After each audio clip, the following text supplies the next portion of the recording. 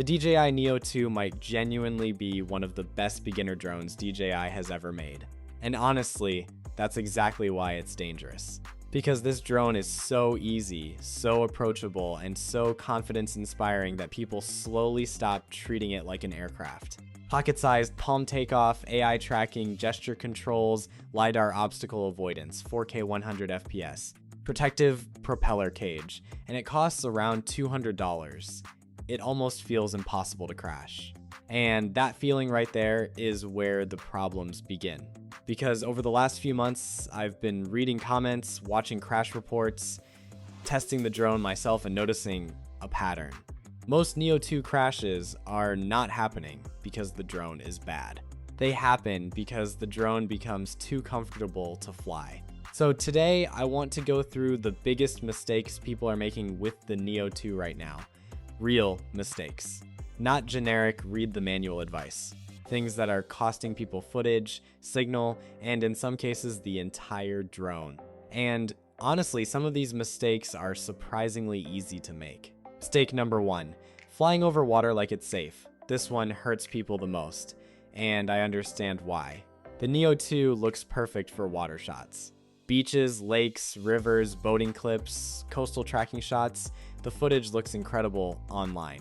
And because the drone feels stable and protected, people naturally get more confident flying low over water.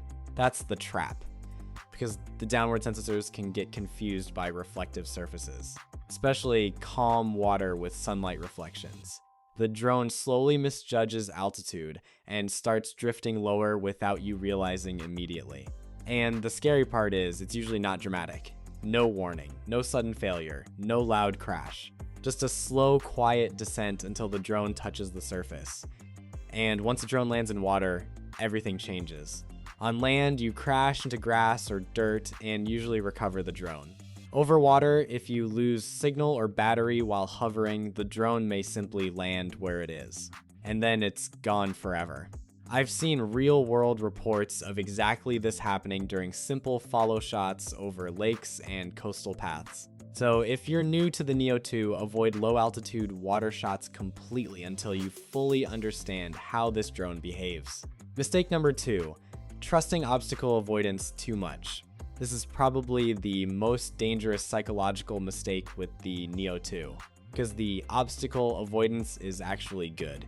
Sometimes shockingly good. The drone avoids branches, tracks subjects smoothly, handles difficult paths surprisingly well. And after a few successful flights, your brain slowly starts thinking, the drone handles itself.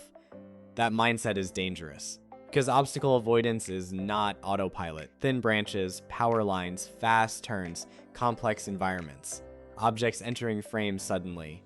These systems can still fail.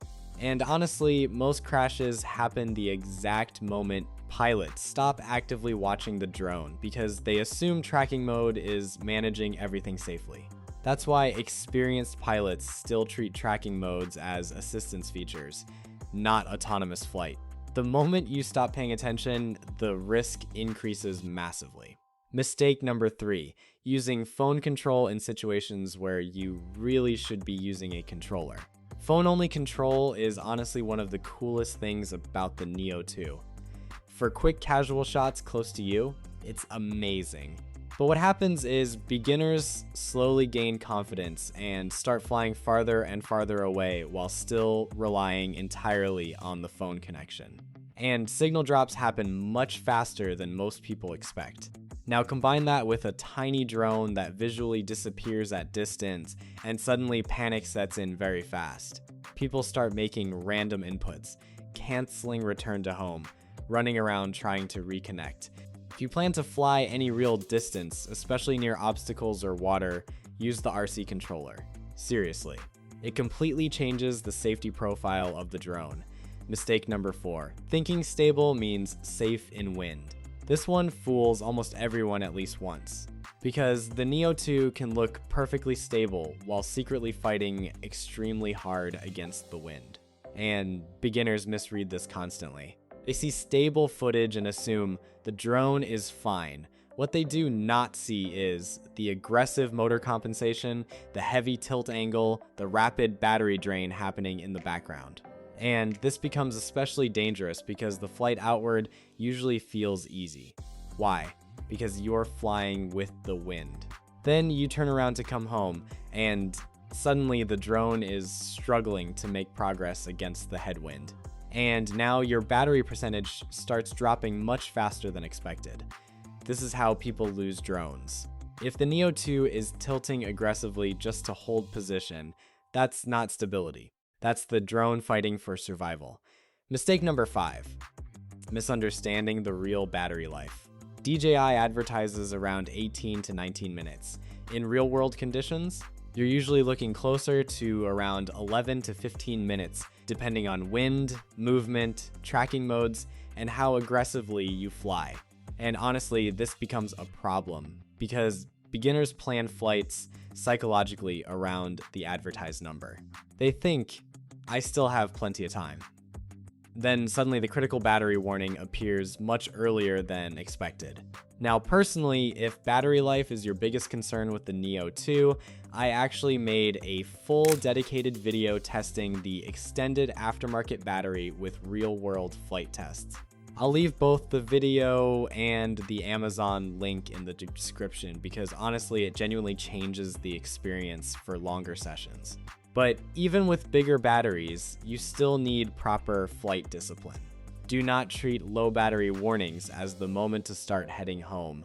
By then, you're already late. Mistake number 6, not activating DJI Care refresh early enough. I know this sounds boring. Nobody gets excited about drone insurance. But every experienced pilot says the same thing. You don't think you need it until the exact moment you do.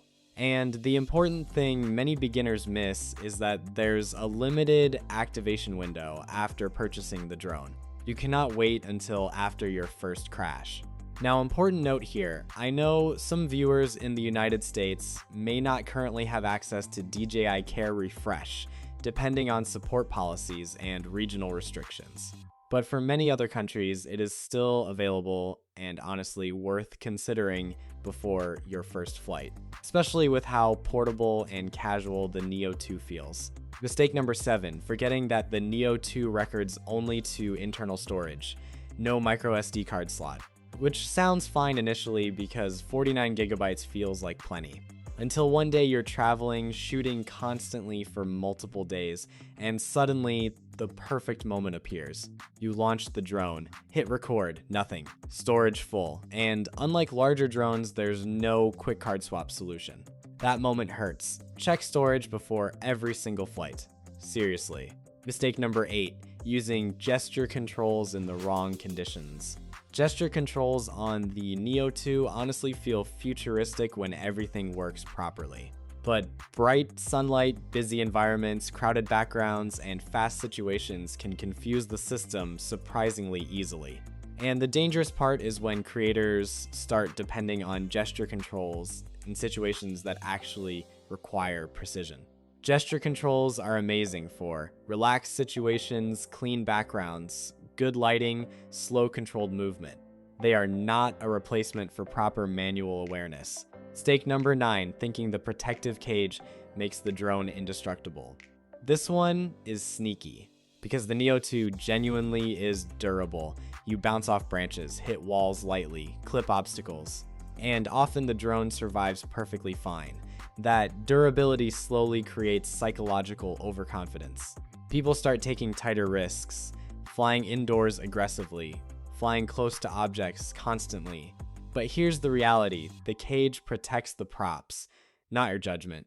And eventually every pilot reaches a situation where the environment becomes more complicated than the protection system can save. Durability should increase confidence slightly, not remove caution completely. And finally, mistake number 10, treating the Neo2 like a toy.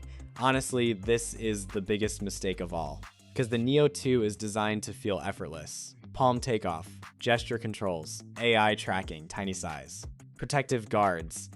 Everything about this drone is engineered to remove friction and make flying feel casual. And it works unbelievably well, too well sometimes. Because slowly, without realizing it, people stop respecting it like an aircraft. They stop checking wind conditions, Stop checking signal strength, stop planning return paths, stop monitoring battery carefully. Stop actively watching the drone while tracking. And that moment, the exact moment you become too comfortable, is when most crashes happen. Not because the drone failed, because the pilot stopped respecting the risk. And honestly, I think that's the real thing nobody tells beginners before buying the Neo2. This drone earns your trust very quickly. Just don't let that trust turn into complacency. Because despite all the AI, obstacle sensing, tracking systems, and smart features, you are still flying an aircraft. And honestly, that mindset alone will probably save more Neo2s than any feature DJI adds in the future. If you already own the Neo2, go through this list carefully because most of these mistakes take literally seconds to avoid. Battery checks, storage checks, wind awareness, signal discipline, small habits that make the difference between a drone that lasts for years and one that disappears into a lake on day 3. And if you want the extended battery test video I mentioned earlier, that's linked below along with the Amazon battery link because I know battery life is still one of the biggest concerns people have with this drone. And honestly, after months of flying the Neo2, I still believe this is one of the best beginner drones DJI has ever made. You just have to remember something very important. The Neo2 feels easy. That does not mean mistakes become impossible.